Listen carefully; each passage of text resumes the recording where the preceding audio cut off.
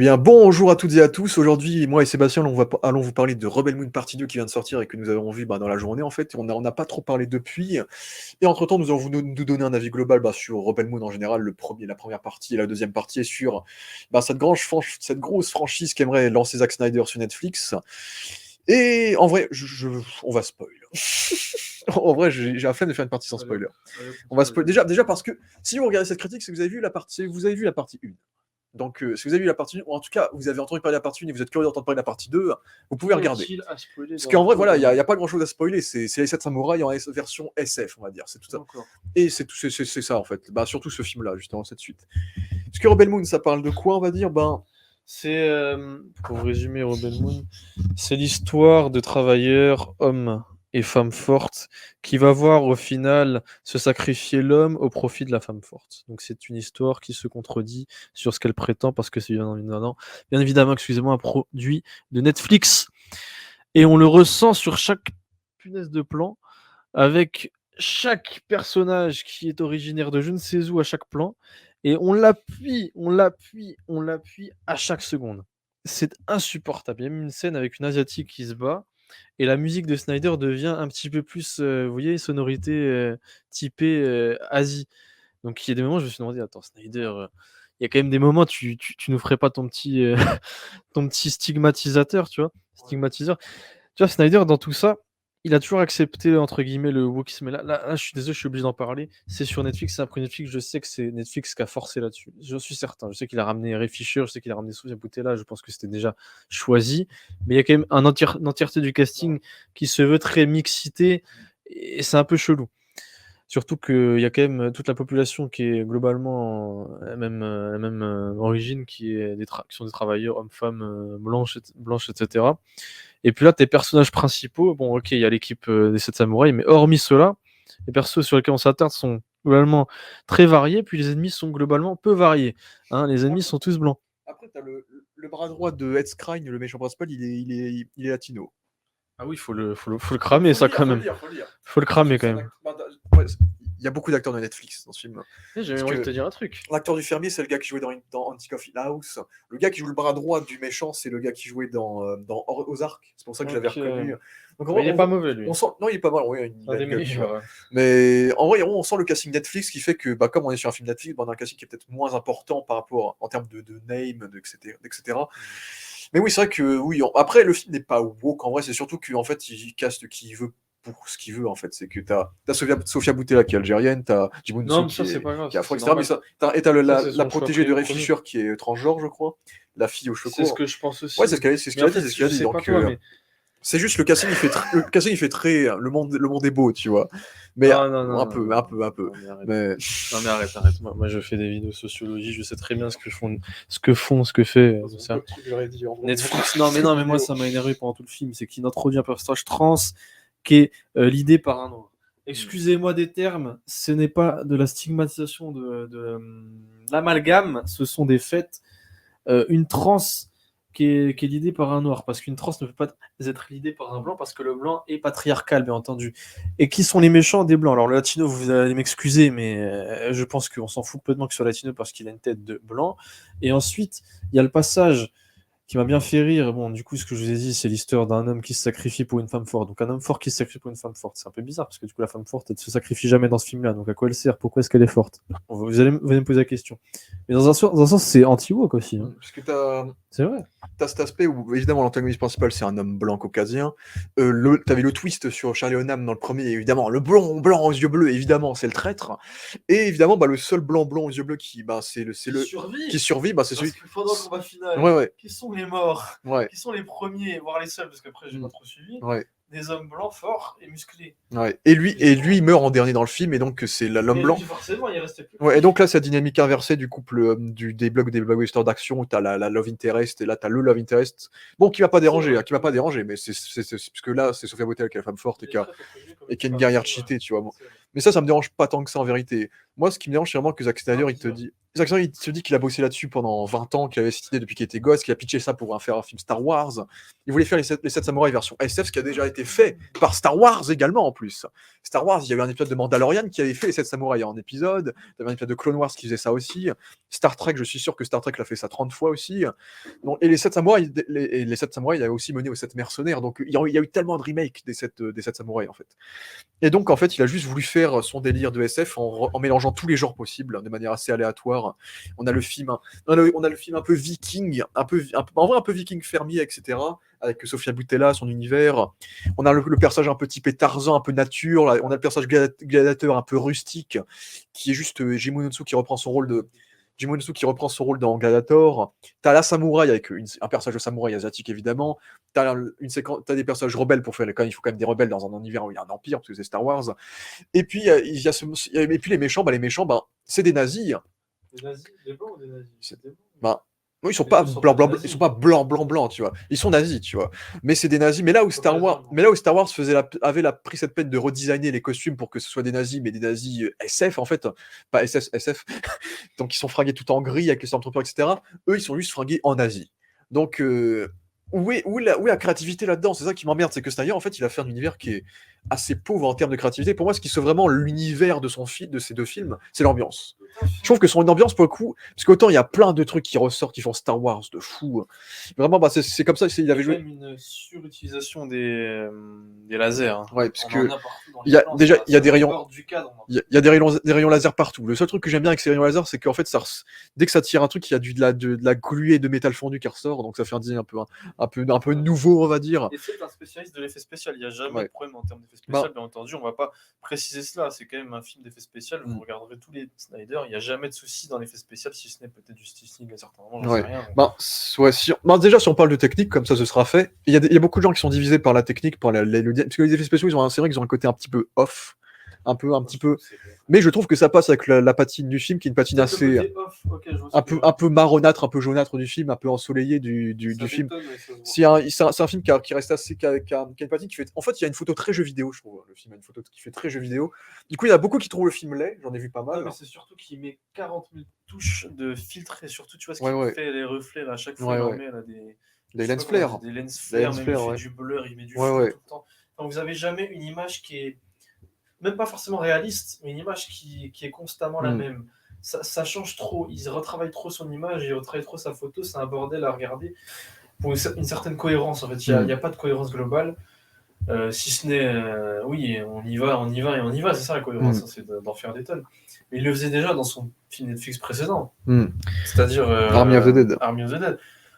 Moi, ça me dégoûte pas dans le sens où j'aime bien quand même que ça change des photos Netflix globales. Donc moi, je ne vais pas me plaindre sur la photo, même si elle a ses défauts. Photo par Zack Snyder, on rappelle, qui a écrit, produit, réalisé et été directeur de la photographie du film. C'est lui qui a manié la caméra lui-même. Le seul point positif que j'ai mis, c'est le son et l'image. Donc ça va. Ouais. Pour moi, la technique, c'est le point fort du film. C'est ce qui sauve plus ou moins le film. C'est que le visuel, on aime, on n'aime pas. Regardez la bande-annonce. Si vous trouvez ça magnifique, vous avez kiffé. C'est parce que c'est des tableaux vivants, quoi. C'est pour ça qu'il y a un côté un peu off, un peu jeu vidéo dans la photo. Il y a ce côté tableau pictural qui prennent vie, un peu vivant, un peu. Ce qui gâche ce que tu dis, c'est qu'il a perdu son talent de réa sur ces films-là, sur les deux. Le 2 est pire que le premier. Dans le premier, il y a des utilisations de ralenti, notamment au début. En fait, plus le premier, excusez-moi, avance, plus c'est mauvais. Et plus le 2 avance, plus c'est tout autant mauvais. Dès qu'on va vers l'affrontement, la guerre, en fait, qui va durer presque 1 heure, c'est très mauvais. C'est de la caméra à l'épaule dégueulasse. C'est du Netflix dégueulasse. Je ne comprends pas comment Snyder a pu réaliser ça. Je sais pas si t'es de mon avis, mais moi, ça m'a choqué. Il ne peut pas faire de la caméra à l'épaule tout le temps, c'est Snyder.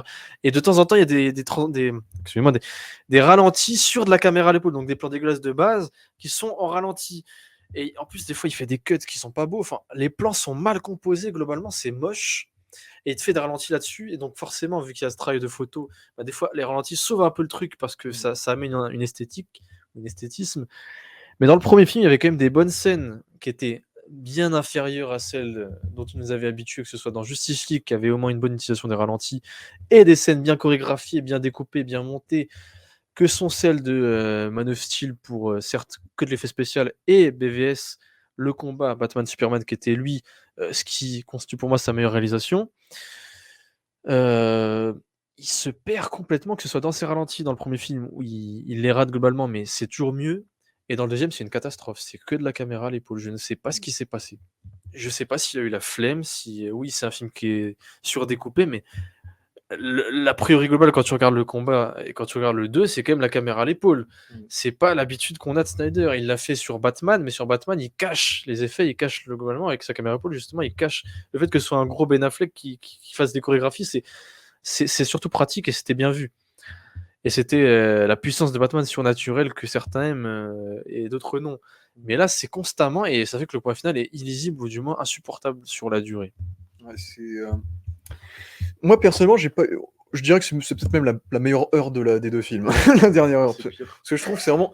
Parce que ça, le problème avec ce premier film, avec ce deuxième film, c'est qu'il représente les personnages pendant 1 heure encore. Il le fait mal, très Ouais. mal. Et tu te dis, ah putain, non, c'est bon, putain. Et en plus, après, j'ai trouvé ça très très beau, très bien filmé, c'est magnifique, il est très bien pour ça. Mais ça, il fait une belle pub pour les moissonneurs. Là, les moissonneurs, on leur met ça, le métier, il est magnifique, tout le monde aime. Ça, les gars. Mais c'est vrai que c'est long, et c'est même pas les versions longues, parce qu'il faut se dire que ces deux films, en plus, c'est des arnaques, parce que c'est même pas les versions que lui, il veut faire. Il a une version de 6 heures de ces deux films, avec du sexe, du sang, de la violence. On n'oublie pas ça. Donc en plus, c'est une version, en plus, c'est une version compromis. Donc c'est ça le pire, c'est qu'en plus, on regarde une moitié de film, et en plus, même la moitié de film, c'est que, bah voilà, quoi. Donc c'est ça qui m'emmerde, en fait. Mais Il faut quand même que je parle de ça, c'est que Netflix, je sais pas si c'est Netflix, je sais pas ce qui s'est passé. Moi, je pense que la liberté totale, on l'a vu chez Nolan quand il a fait notamment Tenet, qui était son plus raté. On est un peu dans ce cas-là, c'est, je pense, la liberté totale que peut laisser Netflix, même si elle en laisse pas tant que ça, parce qu'on voit quand même qu'ils appuient sur certains aspects idéologiques, parce que forcément, ils savent que leur public Netflix, il est quand même assez mix, et vous allez pas me faire dire le contraire. Netflix appuie toujours sur ça pour faire plus d'argent. Ils en ont absolument. Non, c'est vrai. C'est vrai. Ok, mais il y a quand même un peu tout ce qu'on veut dans ce film-là, et Netflix appuie beaucoup là-dessus, on le sait très bien, et ils en ont absolument rien à faire de votre idéologie, de ce que vous soyez, de votre genre. C'est pour l'argent, les gars. Non, mais entendu, on le sait tous. Snyder est poussé dans ses limites dans ce film-là, et même dans celui d'avant, mais surtout dans celui-là, il est poussé dans ses retranchements. Oui, c'est le même film. Je me pose encore la question. Mais on a complètement, je sais pas, j'ai l'impression qu'il a été mais complètement mis à bout, et il a fait ce qui s'appellerait pour beaucoup de ses haters la parodie de Snyder. On a fait une parodie de Snyder. Il s'est auto-parodié, c'est-à-dire que je vais vous résumer le film, le 2, hein, surtout le 2. On a l'arrivée, le retour du combat, donc avec les héros qui retournent dans la planète de ferme, qui est leur maison entre guillemets pour se reposer. Et on attend du coup le combat final, le gros combat, qui sera du coup régler les conflits. Donc c'est-à-dire que pendant cette attente, qu'est-ce qui va se passer? On aura en interversion, hein, je sais plus comment on dit, on va intercaler des scènes méchantes et des scènes gentilles. Et du coup, les scènes gentilles, ce seront des scènes de fermiers avec des musiques de merde, bien trouvées, à la Snyder qu'il aime bien. Il aime bien mettre des musiques un peu comme ça, mais bon, là. Non, mais là, c'est même plus des chorales, là, c'est musique de pub pour certains moments, un peu à la Aquaman aussi. Je trouve que ça faisait générique de manga, d'animé un peu. Générique d'animé et version. J'ai oublié les musiques. Version norvégien viking un peu. Oui. Non, c'est vrai, il appuie sur le côté mythique, mythologique. En fait, pour moi, ces films-là, faut les prendre comme des séries B à gros budget, comme ça, je trouve que tu peux bien te marrer et passer un très bon moment en les prenant comme ça, concrètement. Mais Zack Snyder, en vous disant, bah, pour moi, c'était l'un de mes réalisateurs préférés, quoi. J'adore les travaux qu'il a effectués auparavant, quoi. Son premier Dawn of the Dead était pas mal. Pas les écrits. Mais en fait, Snyder, il a besoin d'un cadre.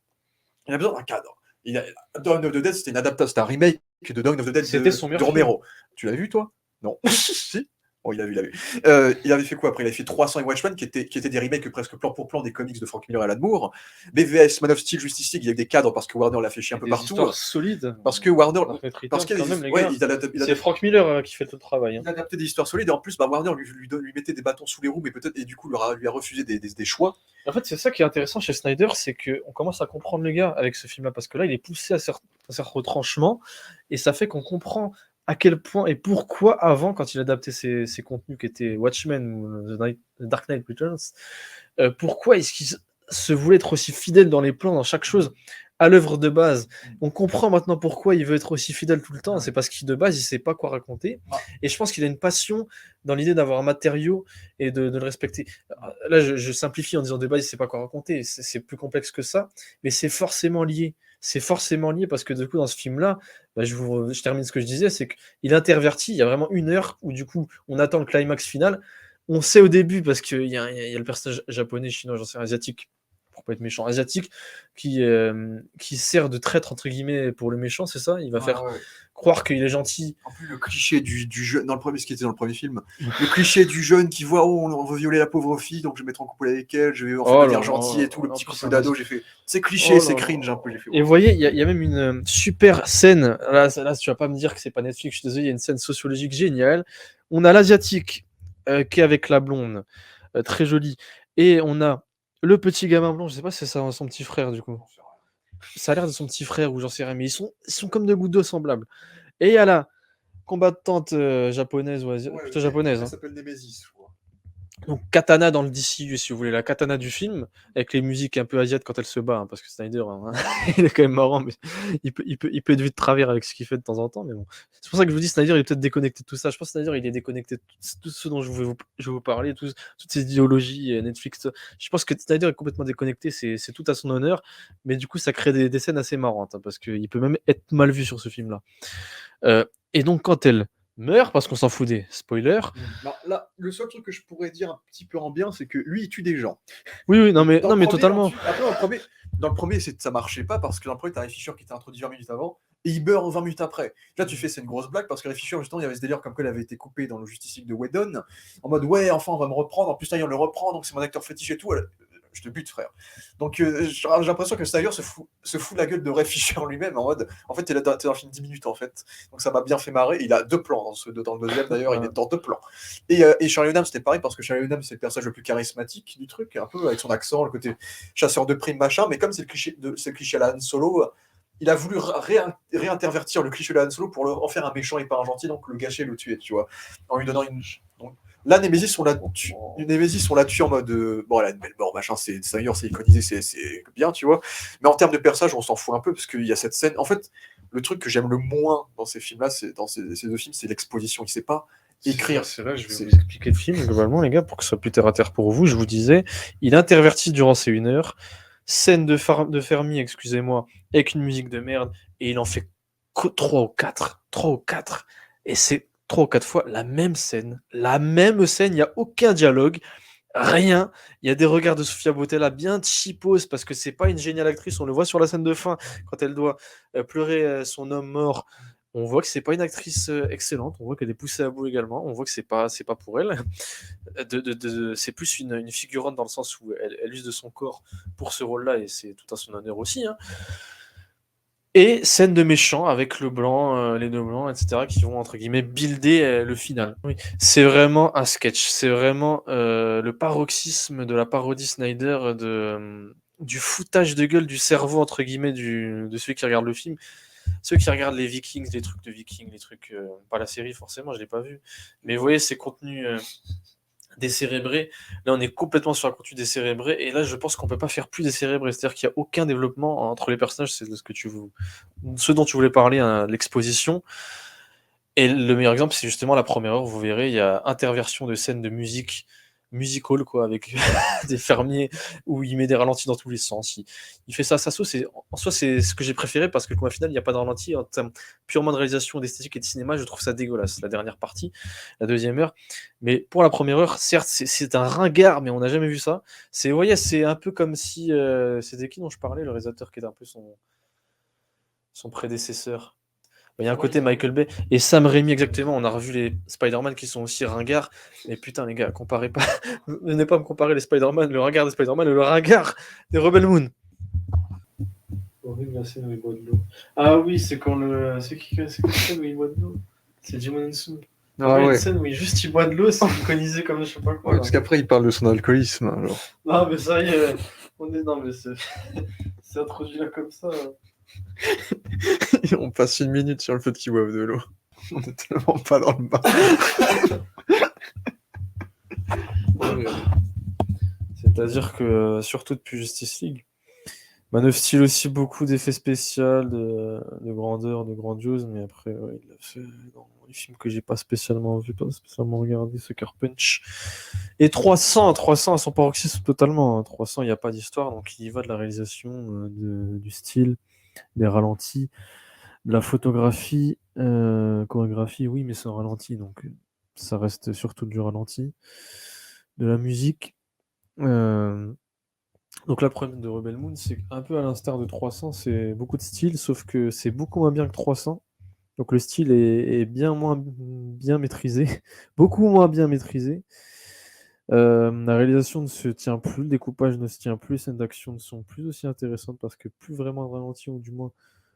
Parce que lui, dans 300, il faisait ça ralenti et ensuite accéléré un peu, tu vois, tu te rappelles.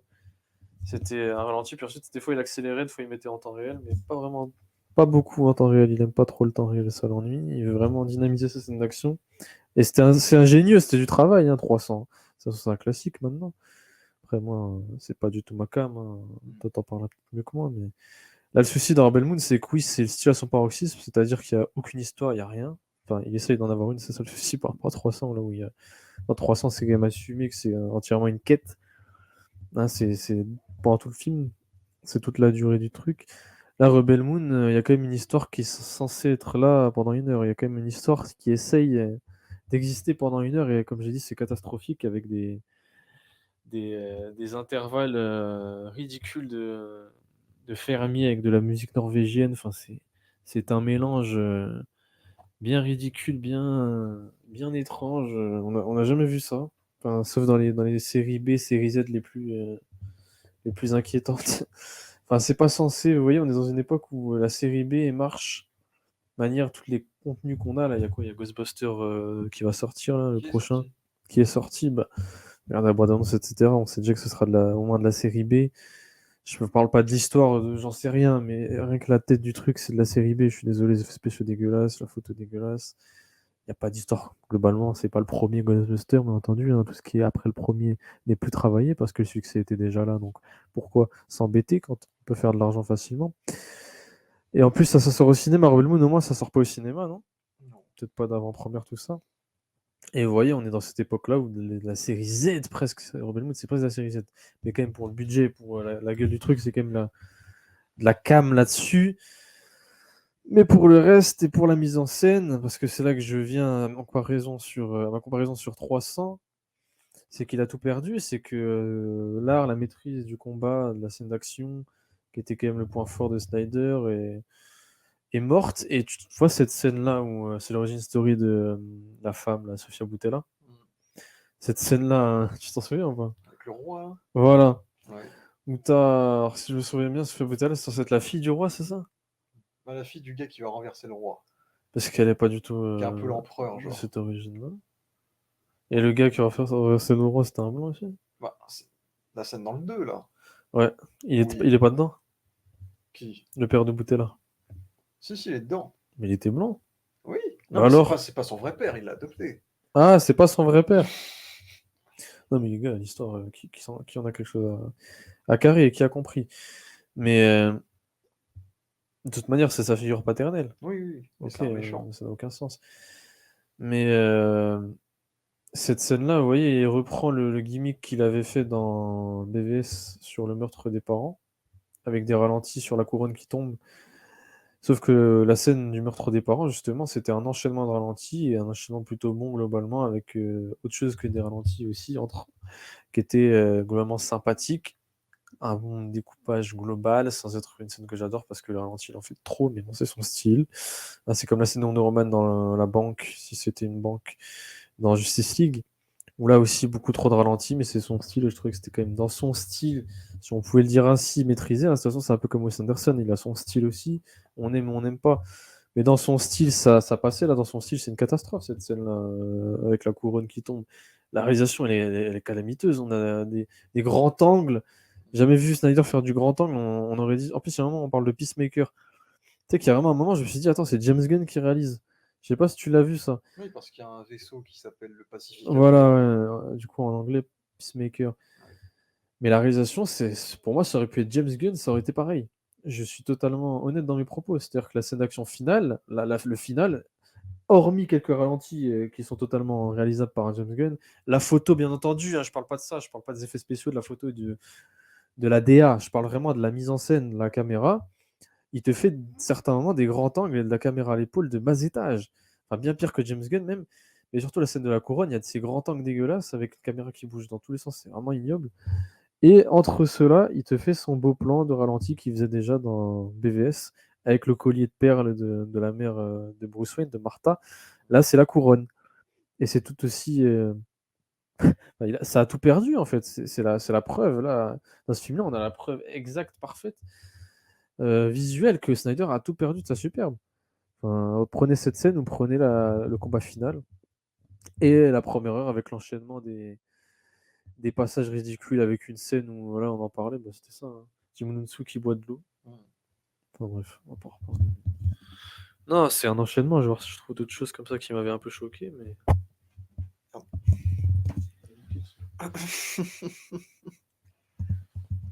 Pour moi, le souci, c'est vraiment l'écriture en termes de structure, en fait. C'est qu'on est dans une histoire qui est très simple, mais après, un peu comme Avatar, on peut rendre une histoire simple et efficace au lieu d'être simplet, genre.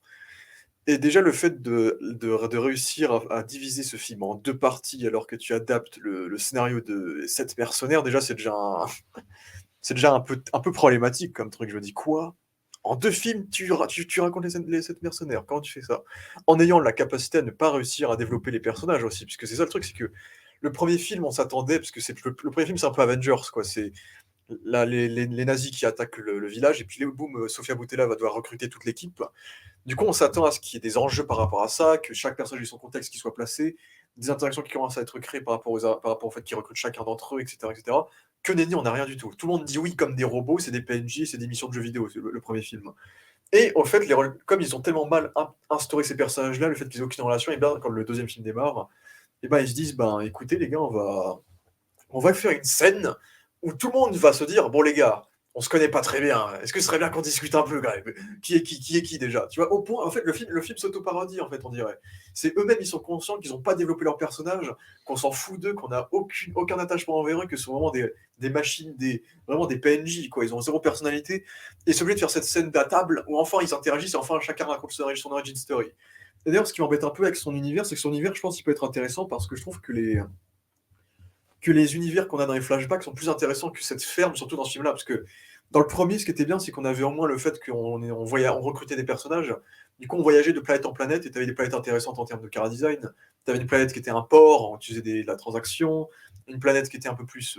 Qui était en mode pollution, avec des escabeaux partout, qui était assez stylé. Une planète avec des espèces de lanières de papier, de lanières de pierre qui sont suspendues par le dessus, qui était aussi cool visuellement. Et là, dans ce film-là, comme il y a le syndrome du film coupé en deux dans ce film-là, on voyage pas du tout, on est que dans la ferme et du coup, on a la sensation de s'ennuyer beaucoup plus visuellement parce que la ferme, déjà, ce qui m'emmerde, c'est que la ferme, c'est la planète qu'on veut sauver et tout, mais c'est la planète la moins intéressante visuellement. Le seul truc un peu SF, un peu nouveau dans la ferme, C'est surtout la moins c'est chère. qu'il y a Jupiter en fond, quoi. Parce que c'est Jupiter, le truc. Mais du coup, on s'ennuie un peu dans le deuxième en termes de décor, parce que là où le premier nous avait proposé un peu une petite variété, bah là, pas trop, à part les flashbacks où justement, il y a des designs intéressants. Tu vois, t'as le monde du Tarzan, avec, où ils sont tous en costard-cravate. Après, le truc, c'est que bah, la scène où le roi se fait buter, déjà. T'as le roi qui est fringué en mode médiéval, il est dans un hangar de SF, et t'as des gens en costard-cravate qui font du violon. Et en costard-cravate qui font du violon. Du coup, tout le monde a des fringues de différentes époques et différents genres. Du coup, c'est super particulier. T'as une samouraï, t'as un gladiateur, t'as des mecs en costard-cravate, t'as Tarzan, t'as des fermiers, t'as des nazis. Du coup en fait, tu dis, ouais, il y a un univers qui est peut-être large et fort, mais là va même que au final, ça devient assez pauvre et assez.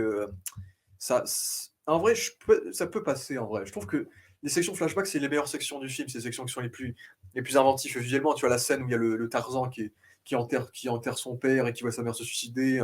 Je dis, ce monde-là en film, visuellement, il serait plus cool à voir, tu vois, par exemple, qu'avoir un film sur une ferme, quoi. C'est par exemple. Tu vois, je trouve c'est les flashbacks qui peuvent rendre des trucs intéressants, mais déjà les flashbacks sont courts. Ils sont juste là pour justifier le fait que le premier était raté, c'est-à-dire on n'a pas développé les personnages, quoi. Et ben, écoute, on fait ça la veille du combat final, la nuit avant le combat final, on fait, ah, et ben, si on développait les personnages. Parce qu'en vrai, le seul personnage qui est un peu attachant dans le film, avant que tout le monde commence à papoter, c'est Jimonunsu, parce que Jimonunsu, comme son personnage, c'est le gladiateur, c'est le général, bah, c'est lui qui prend les devants pour mentorer tout le monde. Du coup, Jim Moon-soo, il parle beaucoup dans ce film-là, il donne des ordres, il motive tout le monde, donc il est un peu attachant. Puis c'est Jim Moon-soo, c'est le gars. C'est le seul gars très charismatique du groupe aussi. Donc c'est le seul que je trouve un peu. Puis on donne un peu plus à jouer que d'habitude à Jim Moon-soo, ma foi. Il y a une section, on le fait chanter quand même. Donc parce que Sofia Boutella, je trouve qu'elle a un regard, qu'elle peut avoir un certain charisme en termes de regard, mais en termes dès qu'elle doit commencer à jouer, c'est vrai que la chose c'est beaucoup moins fort. Charlie Hunnam, ils l'ont dégagé, c'est dommage parce qu'il dégageait quelque chose. Ray Fisher, dans les 20 minutes qu'il avait, il était un peu en surjeu. Puis ensuite, c'est des personnages assez plats. Le Tarzan, il est assez lisse. L'autre meuf, elle est assez lisse aussi. Bref, il y a qui j'en ai oublié un ou pas? Ah, le fermier, bon, bah, c'est un fermier, quoi. Je le trouve pas supra charismatique. Après, ils sont pas mauvais, mais ils sont juste pas charismatiques, quoi. En fait, Snyder, quand il casse des acteurs maintenant, bon, après, il le faisait aussi souvent avant, il regarde que les corps, un peu. Il regarde que les corps, en fait. Les auditions, c'est les corps. Montre-moi tes biceps. Comme le Tarzan, c'est le seul connard qui se bat à poil, tu vois, par exemple. Donc pour moi, il y a ce problème-là dans le casting, et c'est ça qui me dérange aussi. Et puis il y a le méchant, bah, les méchants. Si on a parlé du méchant, bah, déjà Ed bah, il fait du Ed en fait. Je trouve que son méchant, il est pas plus marquant qu'un autre, quoi. Déjà, sa scène d'intro dans le premier, c'est Hans Landa dans Inglourious Bastards. C'est exactement cette scène. Avec le fait, il fait un câlin, il fait genre qu'il est sympa, et puis ensuite il tape le gars. En plus, il a même pas un design de SF intéressant. Le gars, il bute des gens avec un bâton. Déjà, donc même en termes de car design, tu as des nazis avec un bâton, et puis le pire, c'est pour moi l'acteur qui joue l'empereur. Parce ils ont pris le gars qui jouait Kazi, hein, donc un gars lambda dans la série Hawkeye, un gars qui a genre 30 ans, tu vois. Et lui, il est frère en empereur, le gars qui est censé être le grand vilain de ta saga ultime, mais il ressemble à rien, il a aucun charisme, il est plat sec. D'où t'as envie de voir la suite quand tu vois la gueule de l'empereur, quoi. Mais Ed Skrein, au moins, il est charismatique, tu vois. Il fait le méchant qui jouait dans Deadpool, un peu plus peut-être sadique, tu vois, il fait le taf. Mais ça reste un méchant très, très, très méchant, quoi. Ouais, il est très très méchant. Bah, surtout bah, la scène la scène où on le ressuscite et il veut revenir et t'as le docteur qui fait non, non, non, ne revenez pas, monsieur, il faut qu'on vous soigne et tout. Et lui, le but, c'est cliché de fou, tu vois. Donc il y a que des stéréotypes comme ça. C'est une série B de fou. Il y a que des stéréotypes comme ça dans ce film. Un beau plan de caméra à l'épaule, contrairement aux autres plans de caméra à l'épaule du film, excusez-moi. À 1h09, donc vous regarderez, il y a un beau plan de caméra à l'épaule. Si je veux le regarder. Ouais, j'ai eu l'impression, je sais pas toi, qu'il a voulu faire un petit peu son film Wonder Woman avec ce Rebel Moon et avec Sofia Boutella. Je sais pas toi. Non. Il y a quand même des moments, même surtout que ce soit Junkie XL qui revienne. Bah, j'ai l'impression qu'il veut faire un gros best-of de tout ce qu'il a fait, genre. C'est un peu ça, tu vois, même avec ben, tu vois, parce que tu vois, comme je t'ai dit, il y a des multi-genres partout, il y a des genres de partout, il y a du gladiateur, il y a du samouraï, il a tout mis dans ce film-là. Il a mis tous les genres et ça convient pas forcément, on va dire. Et c'est ça qui fait, c'est ça qui marche, marche pas forcément. Et puis il y a ce problème d'originalité, comme le scénario, les nazis, etc. Les lasers, les sabres laser. Même si j'aime bien le design de ces sabres laser, qui sont vraiment des sabres laser. Bah, c'est pas des sabres laser, c'est des sabres chauffantes, en fait. Un sabre chauffant. Du coup, en termes de card design, c'est cool, mais d'où ça sort le sabre laser? C'est quoi le contexte? Surtout que t'as l'asiatique, la samouraï, qui te dit que dans sa culture, elle doit porter des sabres laser en se coupant les bras. Et ensuite, tu vois que tous les méchants, ils ont des sabres laser bleus. Après, tu fais, bon, ça servait à quoi le truc des sabres laser? Et même pareil, la culture du Tarzan, sa culture à lui, c'est les griffons là. Mais les griffons, c'est exactement les mêmes que dans Harry Potter, tu vois, je sais pas les noms parce que j'aime pas Harry Potter. Mais tu vois. Et puis il te fait une arène de gladiateurs pour juste refaire gladiateur avec Jim Moon-soo très vite fait. Il te fait les fermiers pour faire un peu Vikings, un peu la série Vikings avec ça, avec des Vikings bien musclés parce que c'est Snyder. Puis il te fait Han Solo bis avec Charlie Hunnam, il te fait des résistants un peu bateaux. On parlait des sabres laser brûlants, on parlait, il avait refait la cantina de Star Wars également, le cliché du contrebandier à la Han Solo. En plus, en plus, ce qui rend le truc encore moins intéressant, c'est qu'il a fait le même mood que les Star Wars de Disney, c'est qu'il n'y a pas d'aliens dans son groupe, il n'y a que des humains, quoi. C'est un truc de SF, il n'y a même pas un personnage extraterrestre dans le truc. Il n'y a que quelques aliens avec des designs originaux parfois dans sa saga. Genre, bah, là, dans ce film-là, j'étais tu sais, quand il y a la rébellion qui pop à la fin, j'étais heureux de voir un visage d'alien. Je fais, oh putain, c'est rafraîchissant, pas un humain, tu vois. On n'oublie pas que c'est un film de SF et ça, c'est vrai que ça me dérange aussi, tu vois, parce que autant il case un robot et le robot c'est peut-être le personnage le plus intéressant de tous ces films-là. Et ça se voit qu'il a coupé une grosse partie du robot pour la version longue. Ce robot qui a un peu une crise existentielle, qui se demande qu'est-ce qu'il doit faire, obéir aux ordres, etc., ou devenir gentil, etc. Dans le premier film, ça pouvait être intéressant, et puis il a complètement disparu du premier film. En plus, c'est Anthony Hopkins qui fait la voix, donc gros nom, hein, et qui fait la narration des débuts de film à chaque fois, où on te résume le film, et c'est pas toujours très intéressant. Après, j'aime bien, il y a un côté un peu fable, tu vois, de la manière dont il le résume, parce que c'est Anthony Hopkins, il a la voix pour faire ça. Là aussi, je pensais qu'on allait quand même beaucoup plus le voir. Au final, on le voit que regarder il regarde les gens pendant tout le film. À un moment donné, il dit à Korra, au personnage principal que: «Ouais, ouais, je vais peut-être pas me battre» et au final, tu as la structure super cliché du combat final où tout est perdu, tout est foutu et là, tu as le robot qui pop et qui sauve la situation et qui sauve tout le monde et puis on te refait ça, on te refait une Star Wars 9 avec, la situation est foutue et là, boum, il y a la rébellion qui pop et qui sauve tout le monde également. Ça, c'est vrai qu'en termes de scénario, c'est cliché de fou, c'est prévisible de fou, c'est des structures qu'on a depuis des années. Après, moi, j'apprécie quand même un minimum le dernier acte parce que c'est assez varié en termes d'action.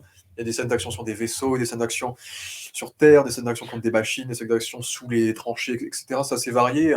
Et puis le duel en sabre avec le vaisseau qui est en train de se casser la gueule, c'était plutôt sympa. Moi, la dernière heure, j'ai plutôt bien apprécié. J'ai trouvé que c'était assez explosif et que ça assumait le truc et qu'au moins ça respectait entre guillemets l'attente qu'on pouvait avoir de subir entre guillemets ces films-là, quoi. Donc au moins on peut se dire ça, même si ça reste très prévisible dans le résultat. Mais j'apprécie le fait qu'il tue des personnages, parce que moi tu dis ok, on a quand même pas suivi le film pour rien, quoi. Il y a des protagonistes qui meurent, il y a des qui meurent où ils essaient de créer un lien avec un Logos. Parce que, et même ça, c'est super mal expliqué, mais normalement, je crois que toute sa famille a été tuée, même ses fils et tout, donc elle voit ses gosses en ce gosse, etc. Mais c'est pas développé, on ressent rien, c'est froid, c'est fade, etc. Là, on peut ressentir des trucs à la limite avec la relation entre Korra et le fermier, parce qu'au moins, eux, ils avaient développé le truc, quoi. Ils étaient en duo pendant tout de suite, pendant les deux films. Donc à la limite, on peut ressentir des trucs, on peut comprendre, on peut mériter la séquence, on va dire, quoi. Bon, après, voilà, ça reste présent. Et moi, le truc qui me dérange dans son visuel, c'est qu'autant moi, j'apprécie à peu près son visuel, vraiment l'idée de sa mise en scène, façon jeu vidéo, etc. Mais j'ai des soucis avec sa photo, j'ai quand même un peu du mal avec la photo un peu marronate qui fait depuis Army of the Dead, une photo un peu uniforme en fait en termes de visuel. En fait, c'est ça qui me pose problème avec Zack Snyder, c'est que maintenant, dans ce film-là, il est trop libre en fait. Il est directeur photo et ça se voit. En fait, ça se voit qu'il est directeur photo parce qu'il avait à peu près il avait une photo similaire pour Army of the Dead, qui est une photo assez grisâtre, assez fade. On dirait plus du tout le Snyder un peu contrasté des BVS ou le Snyder complètement coloré des Watchmen par exemple ou des Sucker Punch. Et en fait, depuis qu'il a pris la main, en fait, la photo elle est moins bonne. On Quoi. parle pas de photo dans la Snyder Cut, bien entendu. Ouais, après, ça. Après, il a un peu Non, non, désaturé sur la fin. c'est grisâtre.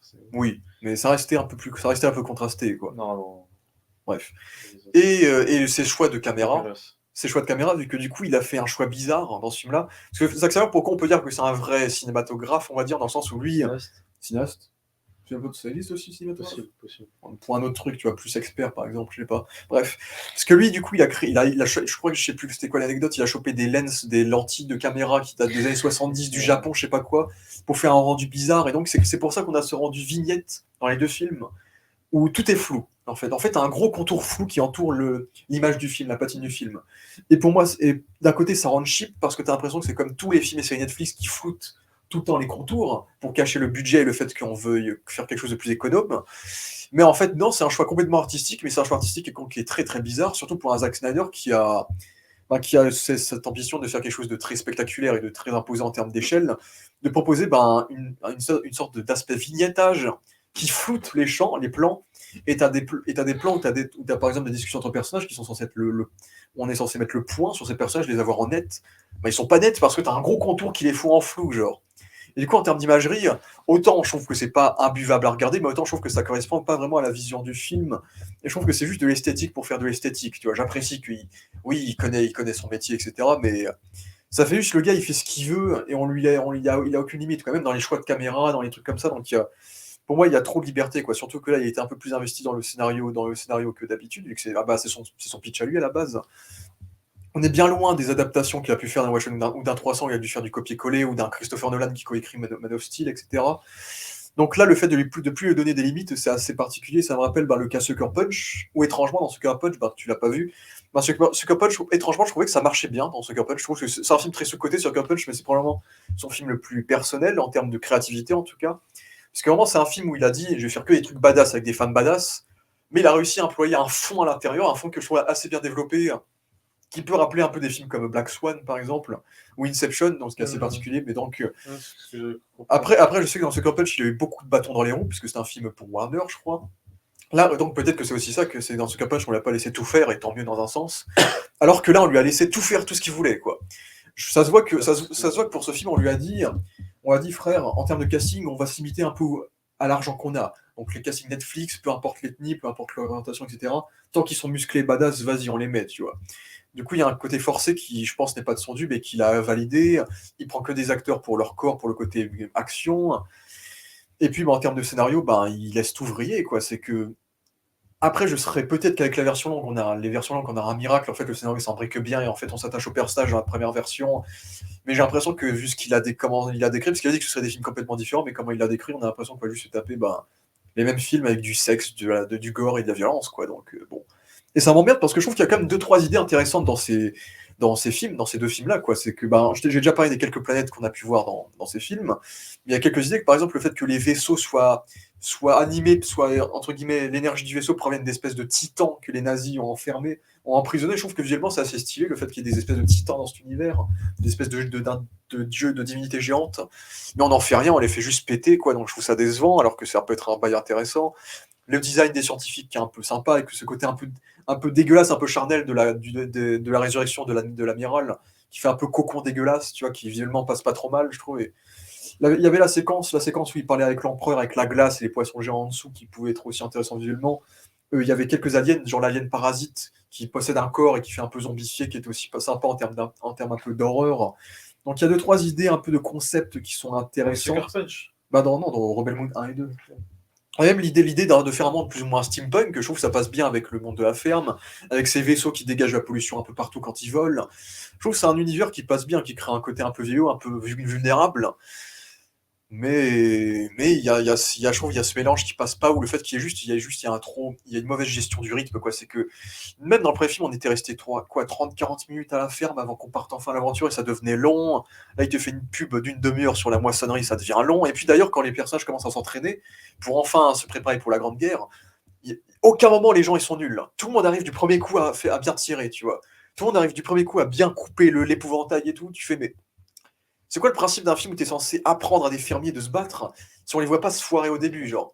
Là, ils sont tous, c'est inné, ils sont tous cheatés en fait dans ce film. Donc c'est ça qui est dommage, quoi. C'est que moi, les films que j'aurais aimé voir, ça aurait été plus ben, l'histoire du général Titus, le personnage de Jimon Unsu, le voir se battre dans les arènes, le voir être trahi par son ordre ou des trucs comme ça aurait été plus intéressant. Voir le Tarzan qui vivait dans son monde un peu costard-cravate, un peu film noir, un peu riche, voir son monde se faire détruire et lui devenir une espèce de Tarzan reclus, tu vois. En fait, il y a plein de bouts de ce film qui auraient pu être bien plus intéressants que le film qu'on a eu, en fait. C'est ça qui me dérange. Et puis, ça me dérange aussi de gâcher un peu des acteurs. Jimon Unsu, ça va, je trouve qu'on l'exploite. Parce que Jimon Unsu, de base, il est souvent trop sous-exploité dans les films, donc là, je trouve ça, on lui donne un peu à jouer. Mais genre, je pense à Charlie Hunnam dans le premier qui était sous-exploité. Tu vois, un Han Solo, lui, il aurait pu être un bon porte-étendard. Ou Ray Fisher, bon, Ray Fisher, ça, c'est lui qui l'a dégagé. Après, c'était marrant, c'était rigolo, mais il tue des gens, mais on s'en fout parce qu'il les a pas développés, quoi. Donc, c'est ça le souci. Donc voilà, et puis en plus, il veut nous faire une suite, vu qu'à la fin, il nous tease un peu une. Après, en vrai, l'histoire de ce film-là est clos. En vrai, le méchant, il est battu, il y a juste l'Empire qui est encore là. C'est comme un nouvel espoir dans Star Wars, quoi. C'est un peu ça. D'ailleurs, ça se voit que la mort du méchant, je la trouve un peu décevante, puisqu'il il le décapite hors champ, mais je sais très bien qu'en version longue, on va bien voir sa tête se faire couper en miettes, évidemment. Mais, euh, mais oui, il veut nous teaser une suite, il veut nous faire une suite. Il a dit qu'il voulait faire une trilogie potentiellement, et que vu qu'il a déjà coupé ce film-là en 2 films, il y a moyen que ça fasse un total de 6 films. Et personnellement, ben, autant la promesse qu'on nous offre à la fin de ce film-là, c'est de peut-être voyager, d'enfin quitter cette putain de ferme et de retrouver la princesse, parce qu'ils ont fait, après il a refait un délire un peu christique avec la princesse, parce que elle c'est le Scargiver, c'est l'entailleuse, elle est fringueur noire, et la princesse c'est une ange, elle est blonde, elle fait la lumière, bref, il avait fait une scène de neige un peu comme ça, un peu poétique, un peu grossière. Après, il faut toujours quelque chose de christique chez lui. Mais autant ça peut promettre de voyager un peu plus, de chercher la princesse, d'aller dans d'autres mondes qu'on n'a pas vu dans d'autres confins du monde, développer un peu plus l'univers. Parce que même le contexte politique, on comprend rien, tu vois.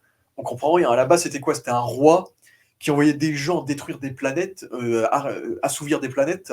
Un jour, ce roi, il est renversé par un coup d'état d'un dictateur qui ensuite devient une espèce de régent dictateur pas gentil, qui ensuite a foutu la merde. Le contexte politique est flou, hein. Au moins, contrairement peut-être à un Star Wars 7, il y en a un, tu vois, entre guillemets. On te dit qu'il y a une espèce d'empire, qu'il y avait un roi avant, qui a été tué, etc. Mais dans un sens, c'est trop flou et on comprend rien et on est trop enfermé dans cette petite bulle qui est ce village-là, quoi. Et oui, après, je trouve, il y a et puis, comme j'ai dit, il y a tout cet univers-là qui est un peu trop mélangé, on l'a déjà évoqué, film noir, machin. Mais aussi le fait que la séquence où le roi est tué, c'est clairement l'assassinat de Jules César.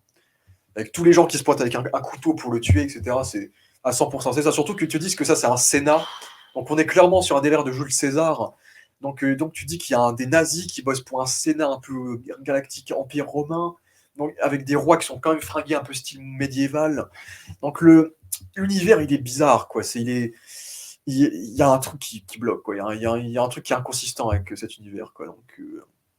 Et puis, si on peut parler de la musique de Junkie XL, en tout cas, on peut pas dire que la musique de Junkie XL n'est pas entendable. Pour le coup, on l'entend bien, on l'entend très bien. C'est juste que je trouve que les partitions se ressemblent beaucoup trop Non, à celles de Justice League. Il y a beaucoup de thèmes qui ressemblent beaucoup trop à celles non de mais elles Justice League. ressortent pas, tu ressens Il a pas réutilisé les les thèmes de Justice League, et pour le coup, et dans le combat final, en termes de musique, là, ça pète de fou. Là, la musique, on l'a tout le temps. Là, ça s'arrête pas. Mais c'est pas mémorable. Ça accompagne bien, un peu trop, peut-être c'est un peu trop fort parfois, mais ça accompagne bien, mais c'est pas marquant et c'est trop proche de Non, Justice c'est League pas pour moi. mémorable, on n'entend pas. Bah, on l'entend, mais on l'oublie, quoi. Ah oui, non mais les notes sont pas marquantes, c'est comme si on n'entendait pas dans un sens. Pour moi, ça se fond dans le décor, tu vois. Mm. Les notes sont pas marquantes. La musique du Justice League en soi, elle est pas marquante non plus, mais on l'entend un peu plus, mais c'est similaire, quoi. Il y a que son thème pour Wonder Woman qui avait été marquant, puis du reste, non, pas tant que ça. J'aime bien le petit thème de Justice League après, mais. Voilà, mais il est pas. Ouais, ouais. Et qu'est-ce que je voulais dire d'autre? Bah, bon, le sound design des armes, ça va, c'est pas trop mal, ça fait le café. C'est pas Dune, quoi, mais ça a le bon niveau pour un film de SF, quoi. C'est spectaculaire. En termes de son, c'est spectaculaire, ça mérite le grand écran, tu vois. Pas forcément le cinéma, mais on a regardé le film sur un bon écran de télé, donc ça passe bien, ça mérite. En termes de grand spectacle, et si vous voulez regarder une série B un peu bateau, super prévisible, mais qui est divertissante, sans forcément avoir des personnages attachants, mais qui est juste là pour le léchage visuel et pour le spectaculaire et pour tout faire péter à la fin, ah, le film, il est fait pour vous. Le film en termes de série B, il est pas mal. Tu vois, c'est pour ça que pour moi, je dirais que le film, pour moi, je lui mettrais peut-être un bon. Bah, les deux films, je dirais, je les mettrais peut-être un bon 2,5, tu vois, parce que moi, je trouve que ça se regarde. Il y a une musique qui pète, il y a de l'action T'as dit qui a quoi, 2,5 sur 5. sur 5? Ouais. Moi, je suis pas si méchant. Après, j'aime bien. Après, il y a le fait que j'aime bien Snyder aussi, tu vois, donc, mais. 2,5, tu vois, parce au moins c'est divertissant. Moi, je me suis pas fait chier devant celui-là. Tu vois qu'il y a un lore, qu'il y a plein de trucs qui pourraient être exploités par la suite s'il y en a une, mais en vrai, je suis pas forcément chaud pour en avoir, quoi. Bref, et puis personnellement, je pense pas qu'il y aura de suite, puisque déjà Netflix Rebel Moon n'a pas a priori fait les chiffres escomptés pour Netflix, vu qu'ils sont pas trop communiqués sur les chiffres du film. Personne va mater la partie 2. Et les versions longues encore moins. Après, moi, je materai par curiosité parce que j'adore Snyder, c'est un de mes réalisateurs préférés. Après, à une époque, c'était mon réalisateur préféré, mais depuis qu'il est chez Netflix, ça part trop en cacahuète, en fait. Depuis qu'il a fait Zack Snyder, depuis qu'il a fait Zack Snyder Justice League, depuis qu'il a fait le film sur son deuil, sur le décès de sa fille, où il prenait vraiment le truc au sérieux et que c'était un peu son dernier. Pour moi, c'était vraiment son baroque d'honneur, presque. Dès qu'il est parti sur Netflix, il s'est juste dit, je vais me faire kiffer. J'avais pardonné un peu pour Army of the Dead, parce qu'Army of the Dead, c'était un peu pareil, quoi. C'était un concept qui était assez stylé, quoi. C'était un film de zombies à Las Vegas, avec un tigre zombie, avec des chevaux zombies, des zombies qui arrivent à communiquer et à créer une société, etc. Et au final, il fait un film de cambriolage qui est assez fade, avec des personnages fades, beaucoup trop des personnages partout, un Las Vegas qui est tout gris et pas très beau, des flous de profondeur de champ de partout. Army of the Dead, c'est divertissant. Et puis 2h30 de ça en plus. C'est divertissant, Army of the Dead, mais tu fais pour l'histoire que c'est, pour le concept que c'est décevant. Et en fait, il a pas de profondeur, quoi. C'est juste un gros délire.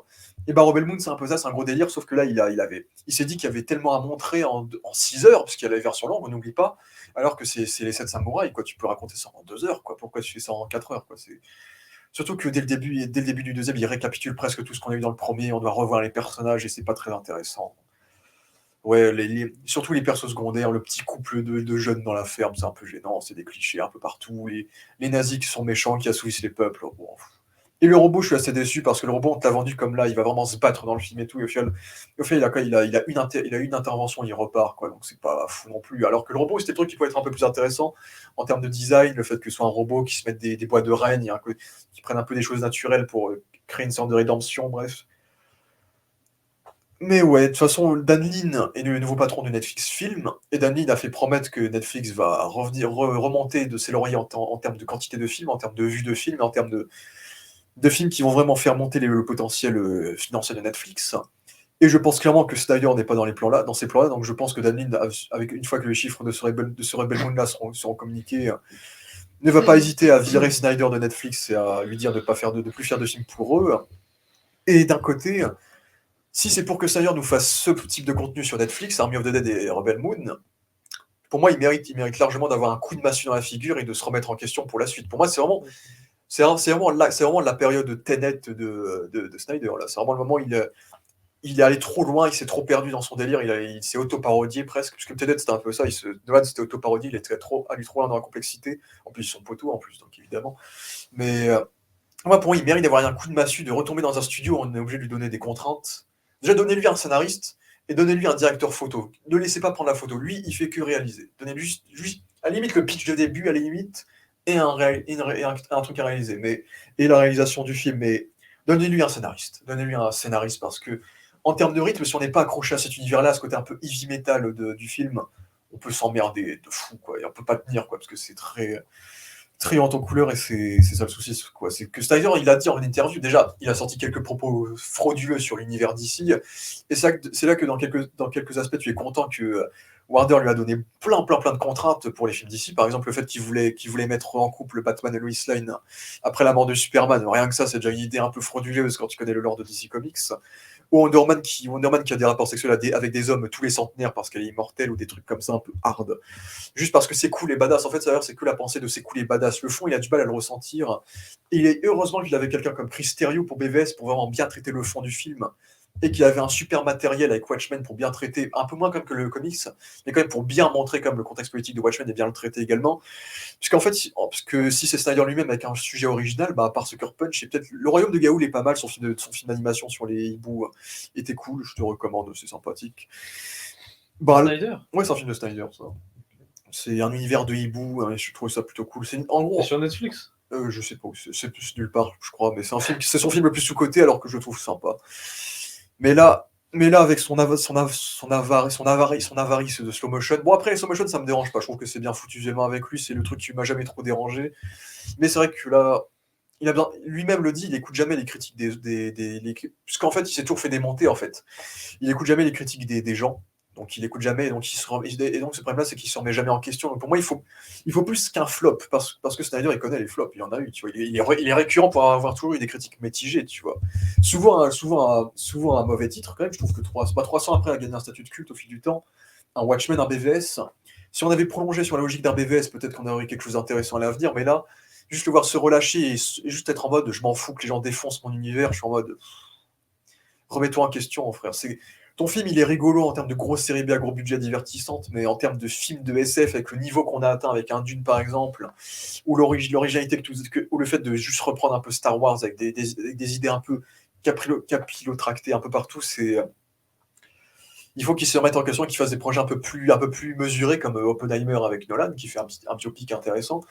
Il faut qu'ils se remettent en question. Il faut qu'ils fassent sur un petit budget, qu'ils tombent sur un studio cinéma qui soit obligé de lui donner des contraintes et qu'il se canalise, quoi. C'est que j'aime bien Snyder dans les interviews, c'est vrai que c'est un gars cool, mais c'est ça le problème, c'est qu'il voit toutes les choses, il les voit cool, en fait. Il les voit en cool, en mode ça c'est badass, en mode ça c'est stylé, en mode ça c'est musclé, c'est bien et tout.